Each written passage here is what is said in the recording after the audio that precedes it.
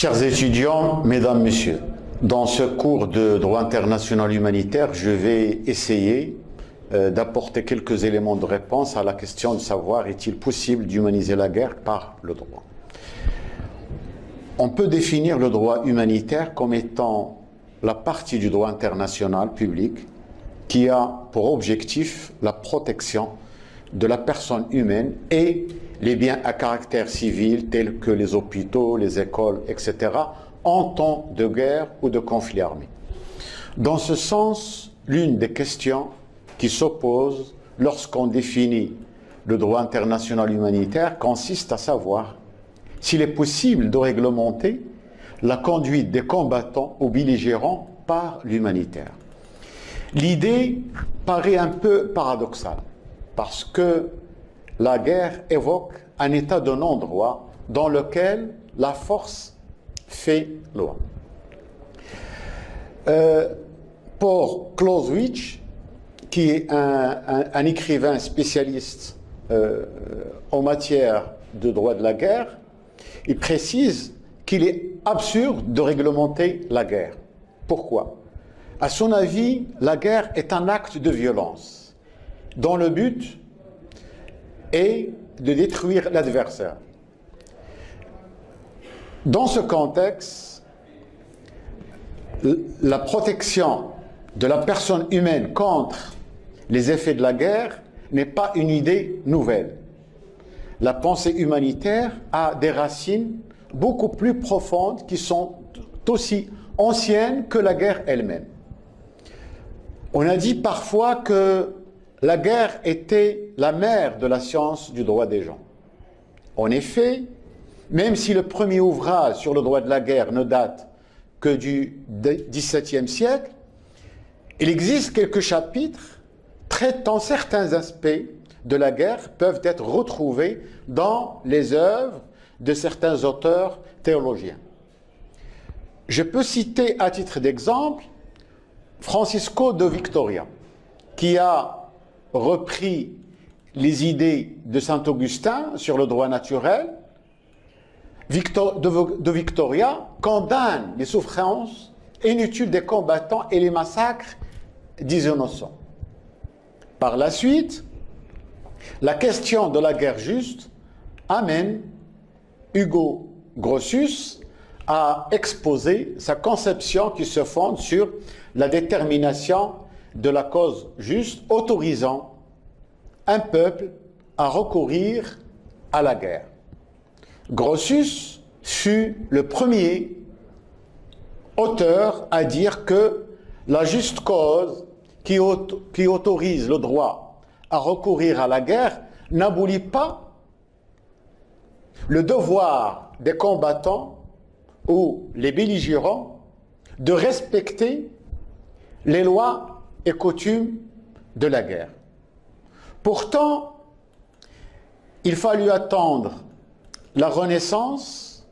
pour qu'on s'intéresse davantage sur le sort des personnes frappées par les maux de la guerre ou ce qu'on appelle dans le lexique juridique en droit humanitaire les victimes de guerre. Et les vrais protagonistes du droit humanitaire apparaissent au siècle des Lumières. Ce sont eux qui vont formuler la doctrine humanitaire, selon laquelle la guerre devrait se limiter au combat entre les militaires ou toute personne qui porte ouvertement les armes sans causer de mal ni à la population civile ni à des biens n'ayant pas un caractère militaire. Le principal artisan de cette conception fut Jean-Jacques Rousseau. Alors Jean-Jacques Rousseau a détruit totalement les thèses de Hobbes, à savoir que la guerre est naturelle à l'homme et qu'elle se justifie par la raison souveraine de l'État, pour qui les individus sont des sujets. Toutefois, dans sa forme moderne,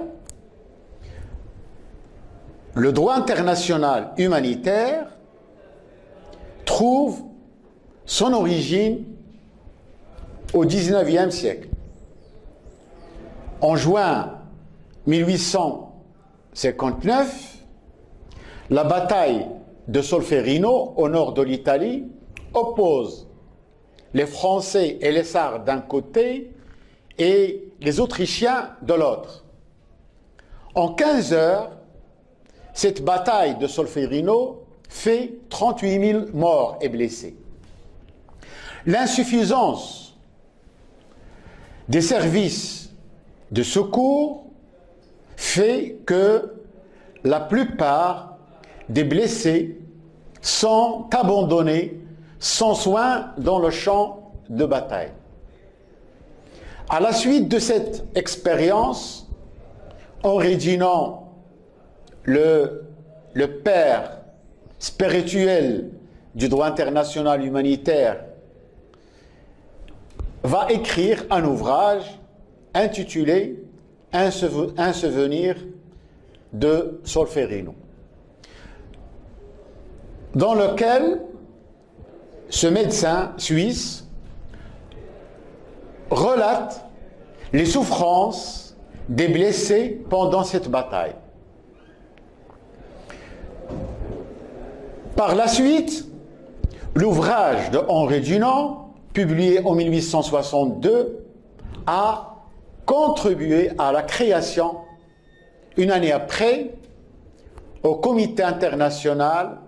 et permanent de secours aux militaires blessés,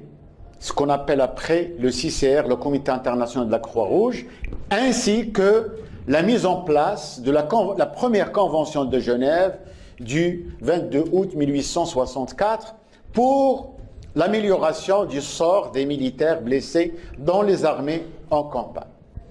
En revanche, l'expérience de la Deuxième Guerre mondiale a révélé l'insuffisance du droit humanitaire à l'époque.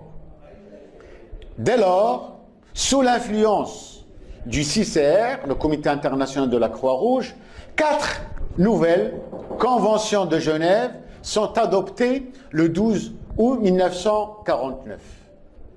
Alors, pour les 4 conventions de Genève de 1949, on peut citer la première convention qui est relative à l'amélioration du sort des blessés et des malades des forces armées en campagne. La deuxième convention est relative à l'amélioration du sort des victimes de guerre, ça veut dire les blessés, les malades et les naufragés sur mer. La troisième convention est relative au traitement des prisonniers de guerre, ainsi que la quatrième et dernière convention, elle est relative à la protection de la population civile en temps de conflit armé. Si vous permettez, chers étudiants, je vais passer dans un premier chapitre à la portée et au contenu du droit international humanitaire. Il est important de souligner que lors de la conférence diplomatique de Genève de 1949, la majorité des grandes puissances, les États les plus puissants qui ont gagné la Deuxième Guerre mondiale, étaient particulièrement hostiles ou réticentes à toute référence aux conflits non internationaux dits internes. Pourquoi?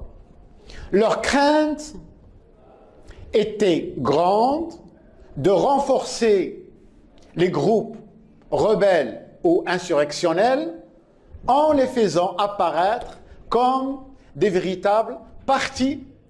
belligérantes du conflit armé.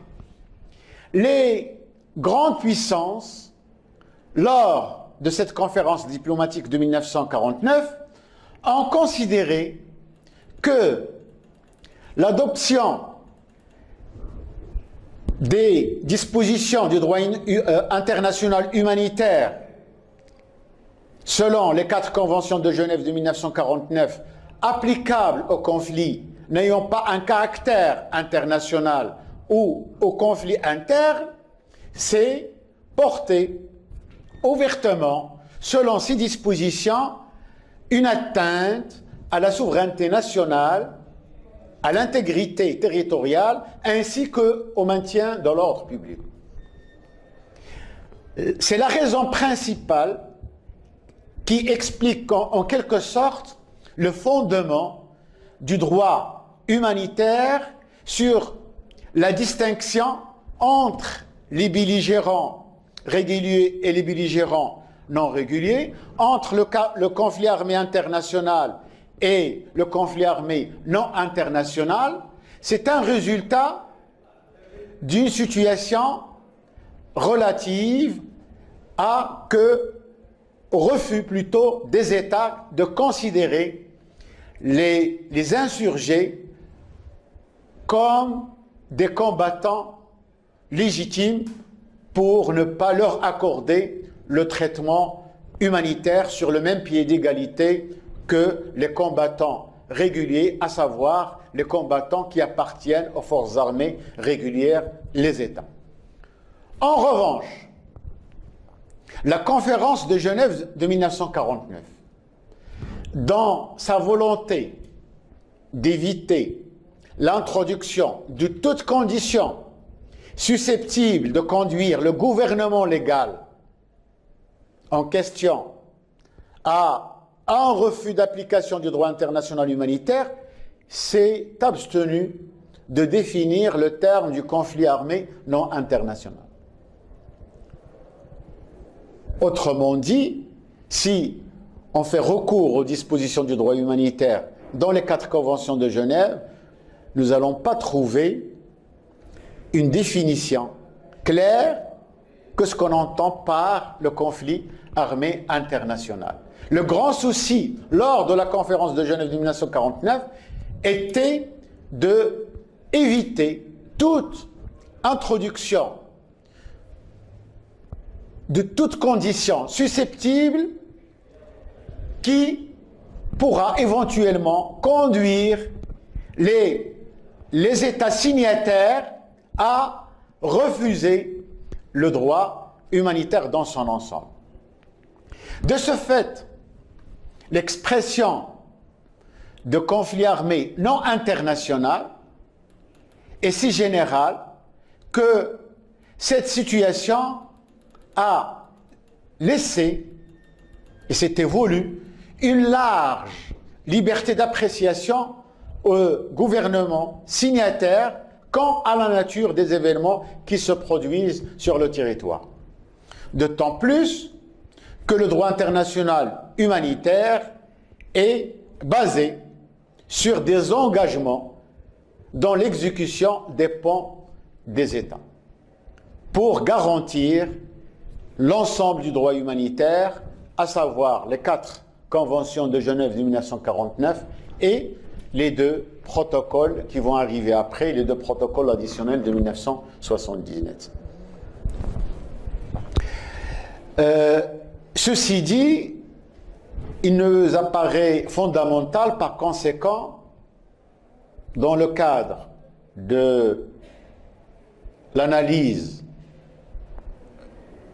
du contenu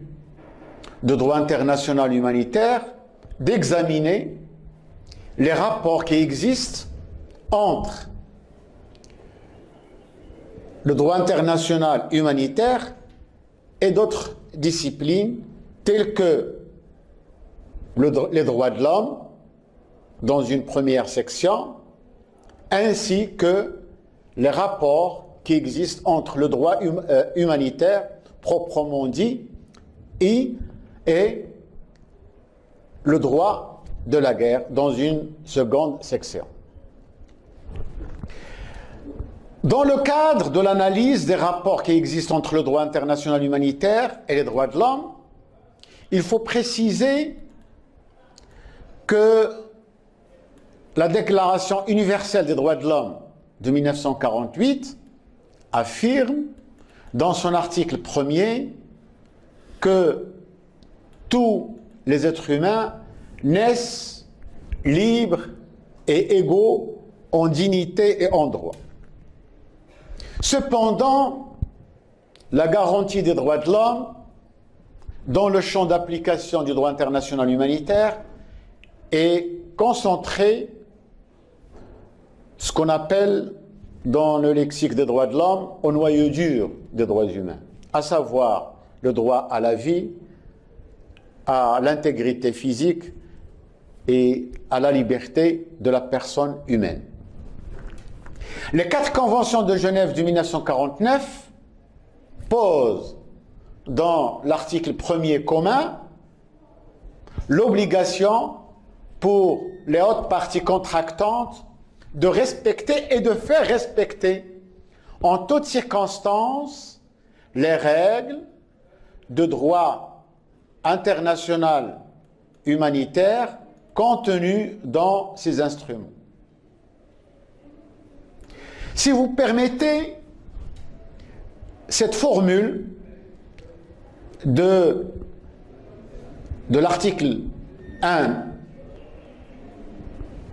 commun aux 4 conventions de Genève implique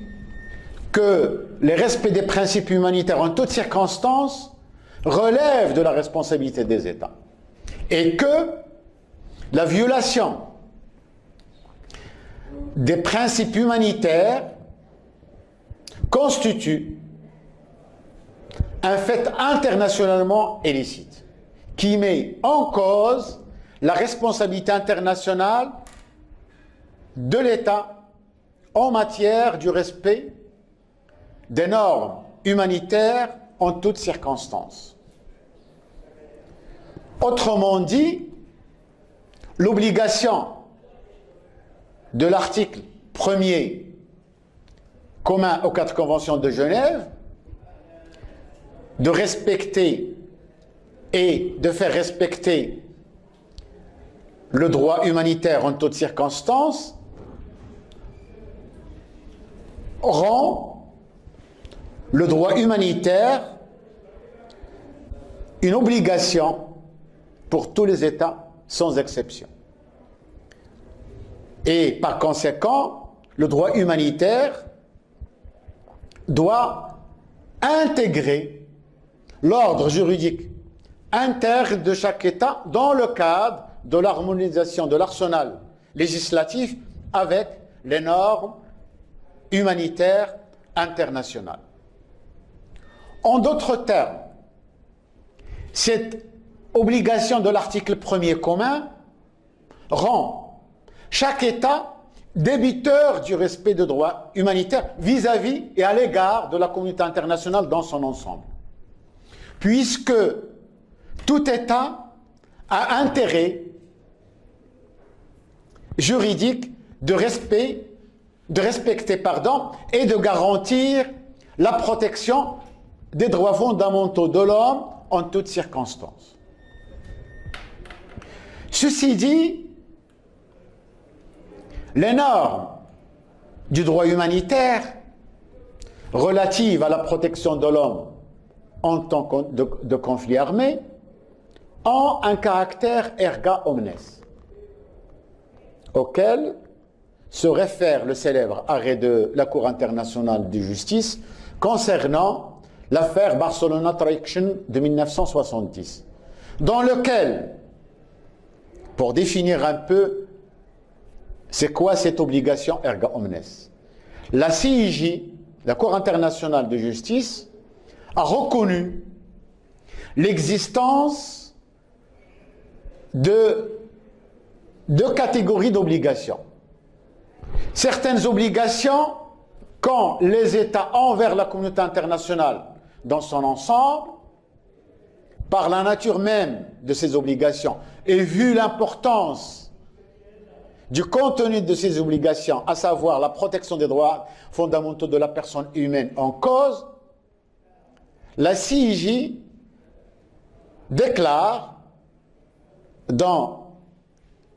ce célèbre arrêt de 1970 dans l'affaire Barcelona Traction que tous les États peuvent être considérés comme ayant un intérêt juridique internationale vis-à-vis de la communauté internationale dans son ensemble à ce que ces droits, les droits de l'homme, soient protégés en temps de conflit armé. Cette constatation de la CIJ amène à déduire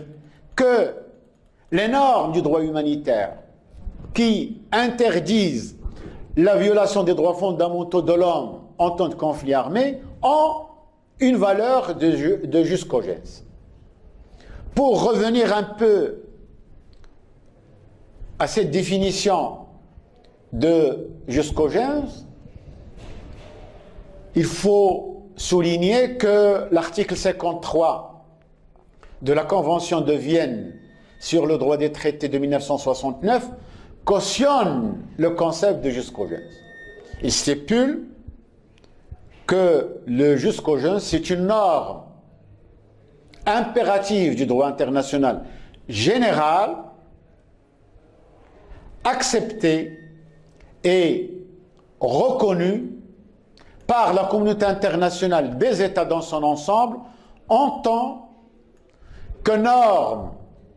à laquelle aucune dérogation n'est permise et que ne peut être modifiée que par une nouvelle norme de droit international général ayant le même caractère. Ceci dit, la Déclaration universelle des droits de l'homme de 1949 a été conçue pour protéger l'individu en toutes circonstances. Cette idée de l'existence des normes impératives n'est pas neuve. Georges Haussel a affirmé l'existence des normes coutumières supérieures à un droit commun international, incluant par conséquent les normes garantissant les droits fondamentaux de l'homme, à savoir droit à la vie, droit à l'intégrité physique et morale. D'ailleurs, pour revenir un peu à l'arrêt de Barcelona Traction,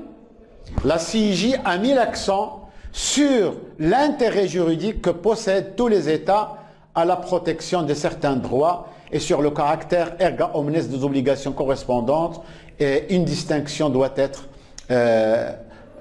faite et établie entre les obligations des États envers la communauté internationale dans son ensemble et celles qui naissent vis-à-vis d'un autre État dans le cadre de ce qu'on appelle les rapports diplomatiques. Ceci dit, si vous voulez, la CIJ a distingué entre deux catégories d'obligations. Les obligations erga omnes,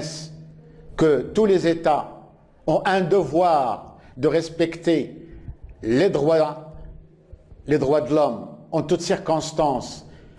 vis-à-vis de la communauté internationale dans son ensemble, et la deuxième catégorie d'obligations est relative ou bien s'inscrit dans le cadre de la protection diplomatique. Dans ce contexte, le professeur des droits de l'homme de l'université de Montpellier, Frédéric Sudre, constate que dans son ouvrage Le droit international des droits de l'homme, constate que par leur nature, les premières obligations erga omnes concernent tous les États. Pourquoi? Vu l'importance des droits en cause, le noyau dur des droits de l'homme, tous les États peuvent être considérés comme ayant un intérêt juridique à ce que ces droits soient protégés. On peut déduire ce qu'il vient de préciser Frédéric Sudre, que les droits fondamentaux de la personne humaine, ce sont des droits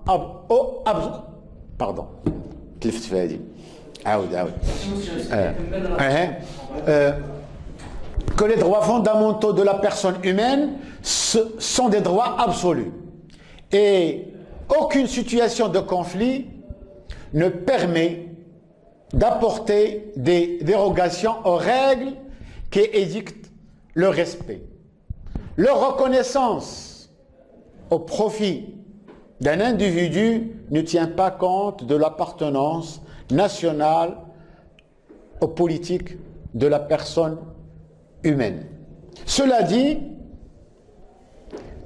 les gouvernements ont un intérêt pour le compte de la collectivité internationale d'accomplir l'application du droit humanitaire en temps de guerre.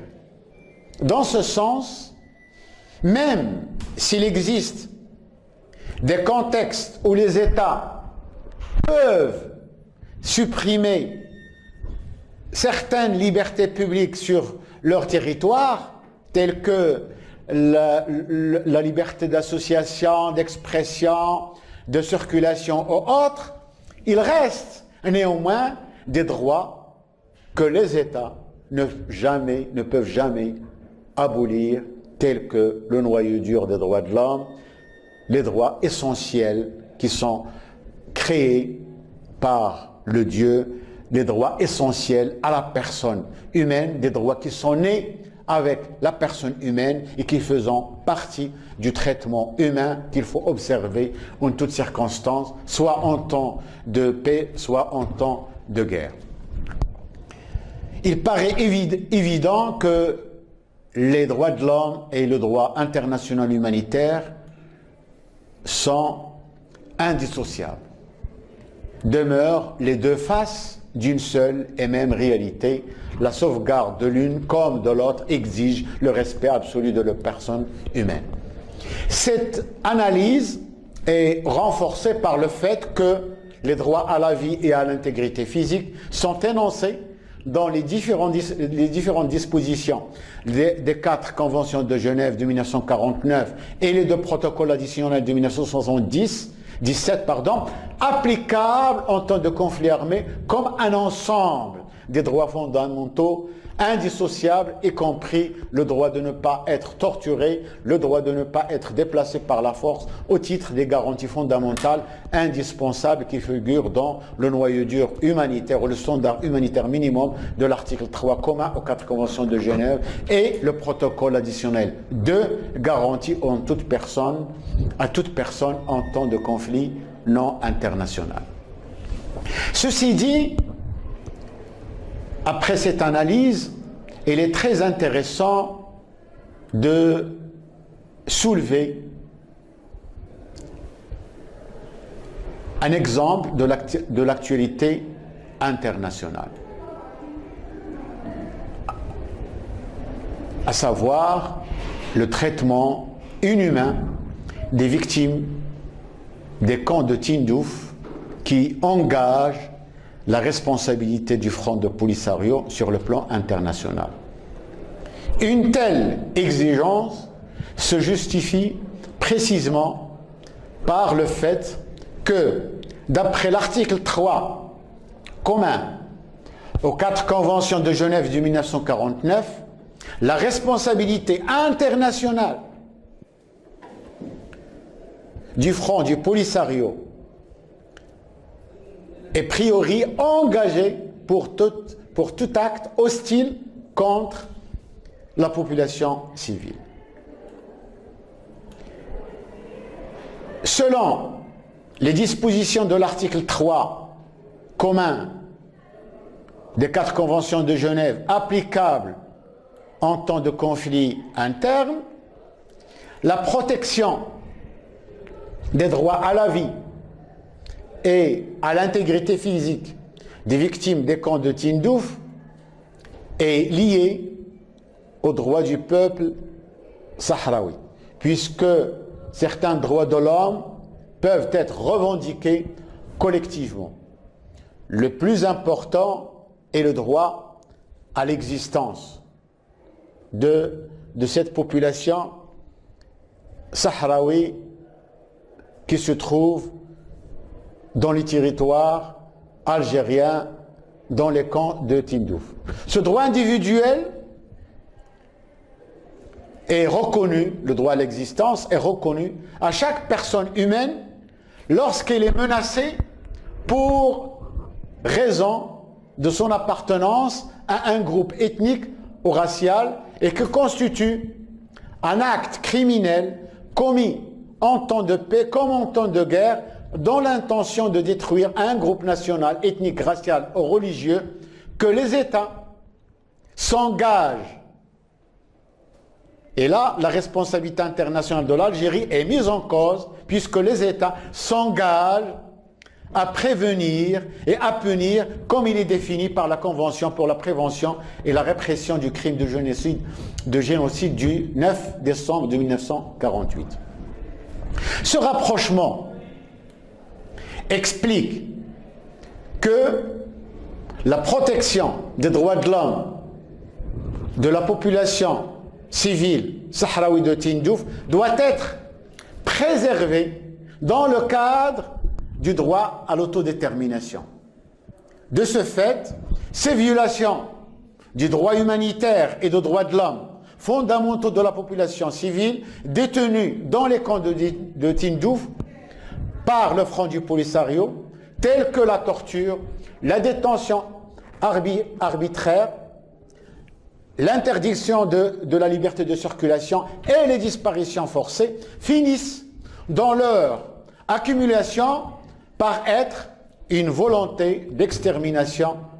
toute personne sahraoui qui revendique le droit de retour à la mère patrie, le Maroc, ce qui constitue un crime contre l'humanité et une atteinte des droits des peuples à l'autodétermination. Maintenant, si vous permettez, chers étudiants, mesdames, messieurs, je vais passer à la section 2 pour analyser quels sont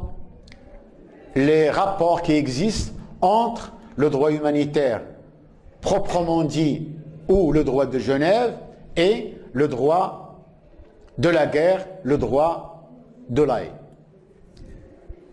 Ayant pour objectif le respect de la personne humaine en temps de conflit armé,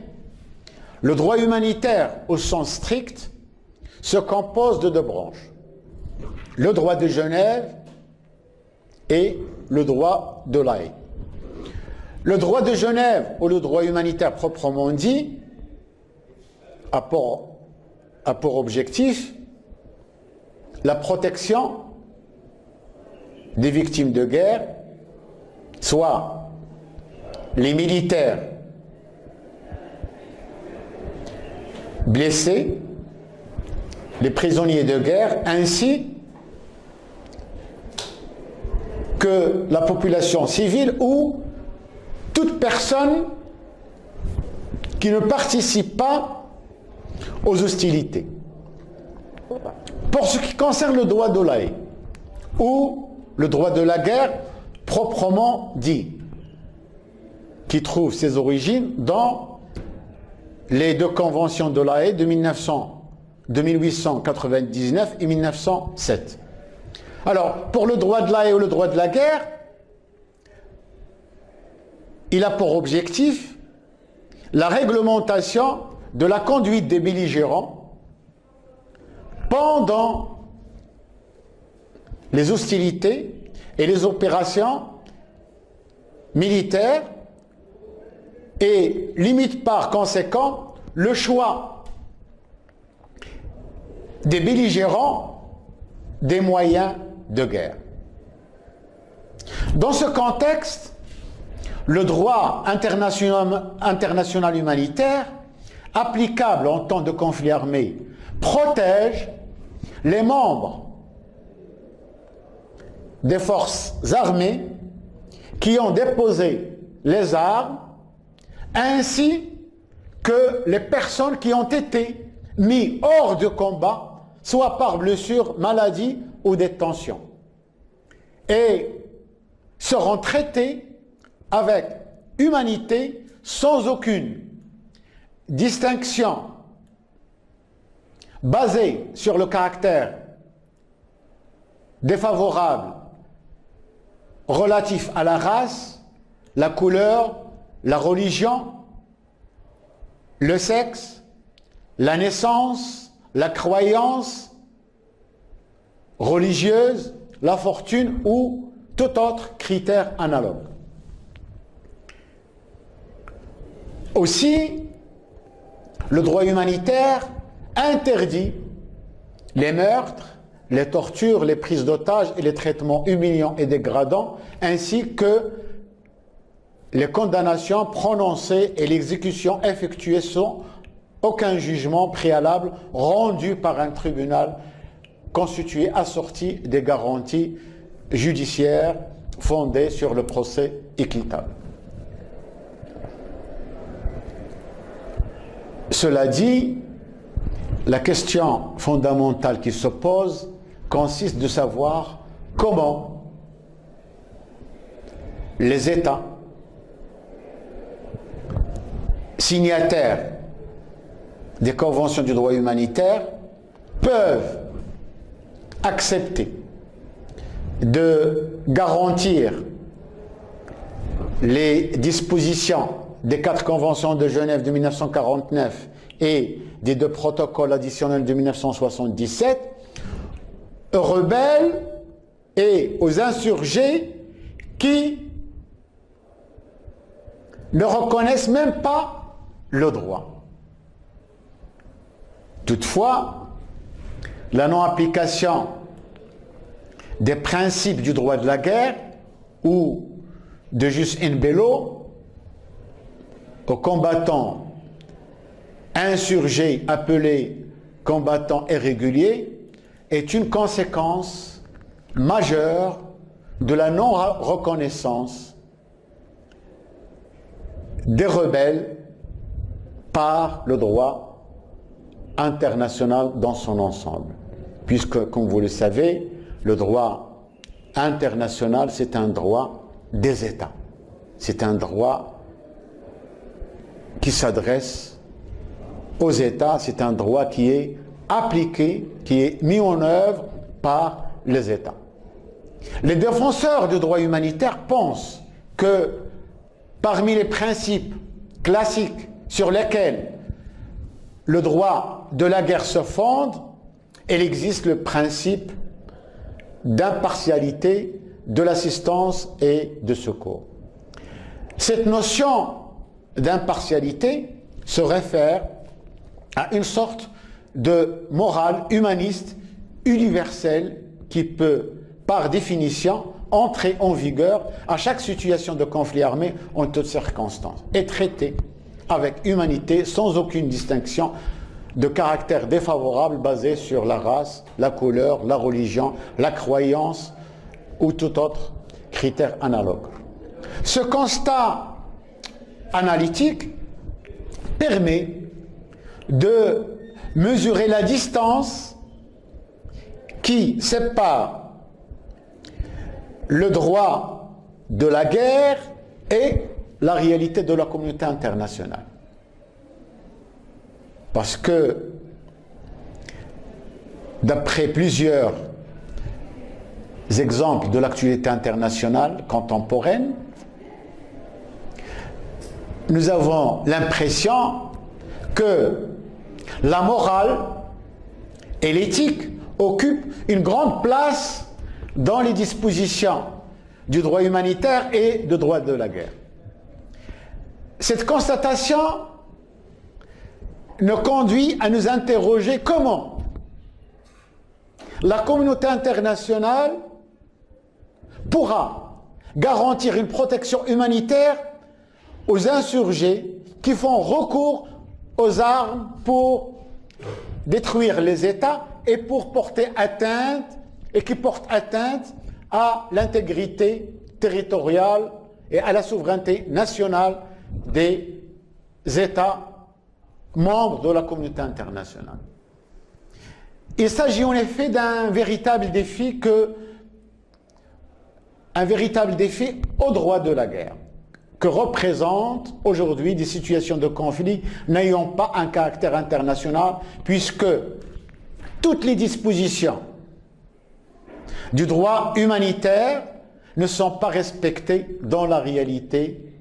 de la communauté internationale. Ça, c'est un fait c'est que aujourd'hui, le problème du droit humanitaire ainsi que du droit de la guerre se situe dans le non-respect et les violations graves qui constituent des crimes contre l'humanité, puisque tous les États souverains, même s'ils sont engagés, ils sont signataires des 4 conventions de Genève et des protocoles additionnels, mais en réalité ne sont pas engagés à respecter le contenu de droit international humanitaire pendant les conflits armés. Ceci dit, il est impossible, à mon sens, d'appliquer l'ensemble des principes de jus in bello au conflit suscité à l'intérieur de l'État, ces conflits qui ont une dimension politique qui reste fermée à toute réglementation malgré l'existence du droit international humanitaire et le droit des conflits armés. D'autant plus que le droit international humanitaire lui-même fait la distinction entre, selon ses dispositions, entre les membres des forces armées régulières et ceux qui ne le sont pas. Ça veut dire les personnes insurgées qui se révoltent contre le pouvoir en place. Ceci explique pourquoi les États considèrent inconcevable d'appliquer l'ensemble du droit de la guerre et du droit humanitaire en cas de conflit interne et donner par là même le statut du combattant régulier aux insurgés dont le droit de faire la guerre et n'est pas reconnu par le droit international public. La pratique actuelle montre que la situation des tensions internes a toujours hanté les États. Les États considèrent la rébellion et l'insurrection comme un danger qui menace l'intégrité nationale, la souveraineté nationale, ainsi que la paix et la sécurité internationale. Les États considèrent que l'insurrection ou la rébellion est équivalent à une remise en question du pouvoir en place. C'est la réalité dans la communauté internationale. Par conséquent, la mise en œuvre des règles du droit de la guerre ou du jus in bello par les États au profit des combattants irréguliers est loin, à mon sens, comme j'ai dit, d'être effective. De ce fait, si on veut revenir à la Charte des Nations Unies, spécialement dans l'article 2, paragraphe 4. Alors, l'article 2, paragraphe 4, stipule les membres de l'organisation, les membres de l'ONU, s'abstiennent dans leurs relations internationales de recourir à la menace ou à l'emploi de la force, soit contre l'intégrité territoriale ou l'indépendance politique de tout État, soit de toute autre manière incompatible avec les buts de la Charte des Nations Unies. De ce fait, la Charte de l'ONU, dans son article 2, paragraphe 4, protège l'intégrité territoriale et l'unité nationale des États et interdit par là même toute ingérence dans le fort interne des États souverains. Aussi, la résolution 2625 interdit le recours aux atteintes totales ou partielles à l'égard de l'intégrité territoriale ou à l'unité politique de tout État souverain. En revanche, le statut de combattant régulier et celui de prisonniers de guerre constituent la base du champ d'application du droit de la guerre en temps de conflit armé. Ces statuts de droit de la guerre ne sont pas reconnus, comme c'est déjà précisé, aux insurgés qui ne bénéficient du traitement sur le même pied d'égalité des combattants réguliers, des combattants appartenant aux forces armées régulières.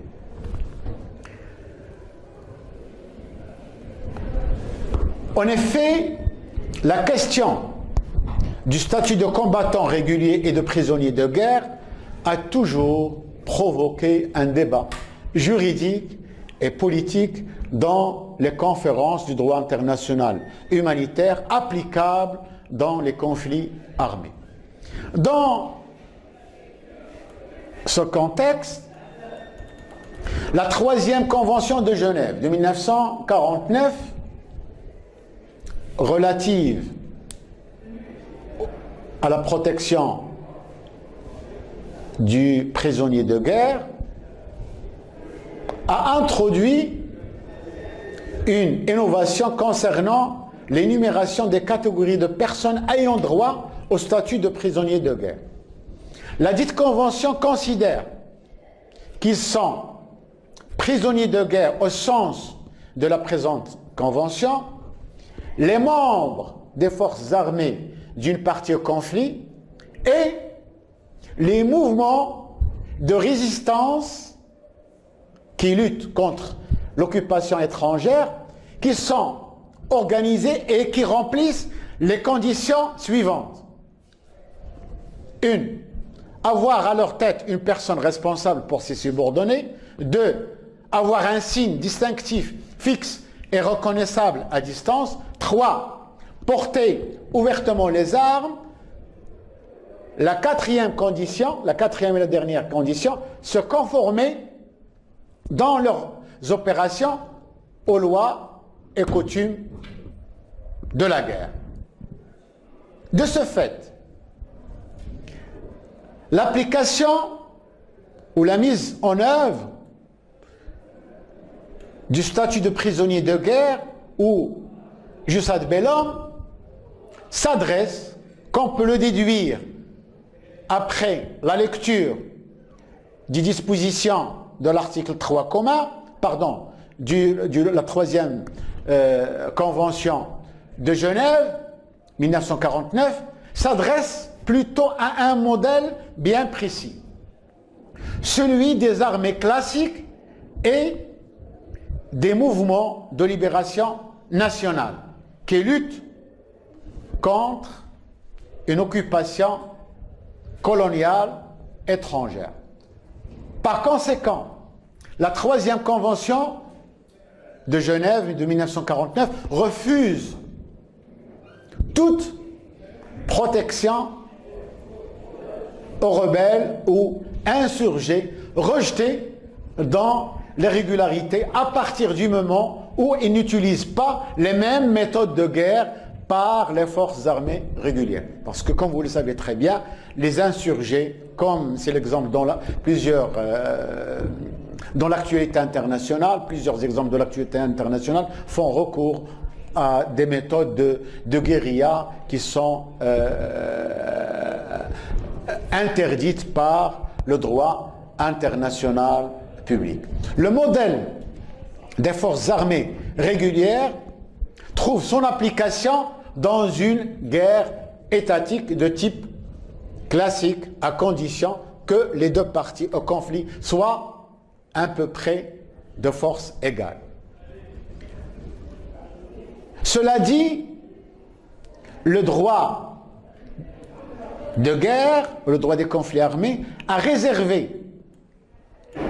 l'emploi du terme combattant à tous ceux et seuls ceux qui ont le droit de participer directement aux hostilités. Ça veut dire les forces armées régulières appartenant aux États ainsi que les combattants réguliers des mouvements de libération nationale. Donc, à ceux qui sont qualifiés au regard du droit international public comme combattants légitimes, en laissant de cette manière, en dehors du terme de combattant, ceux qui n'ont pas le droit de combattre selon le droit international public. En effet, le droit de la guerre a donné aux États la possibilité de traiter les groupes insurrectionnels qui prennent les armes contre les pouvoirs en place comme des simples criminels de droit commun au nom des nécessités militaires et au nom de l'ordre public interne. Ceci dit, le conflit armé non international est resté comme un simple accident exceptionnel dans la vie des États pour laquelle aucune disposition du droit humanitaire ne considère le parti insurgé apte à avoir une personnalité juridique en tant que sujet de droit. Or, la réalité internationale a montré que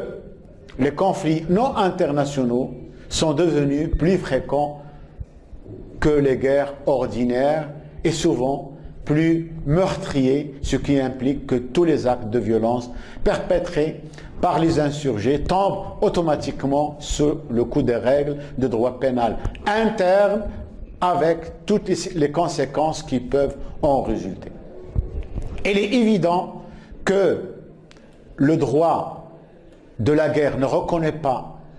la règle de l'égalité entre les combattants réguliers et les insurgés, et que, par conséquent, le souci du droit de la guerre est de ne pas donner un certain avantage militant, un avantage militaire, je veux dire, quelconque aux insurgés pour établir un rapport égalitaire du respect des lois et coutumes de la guerre d'une manière plus correcte.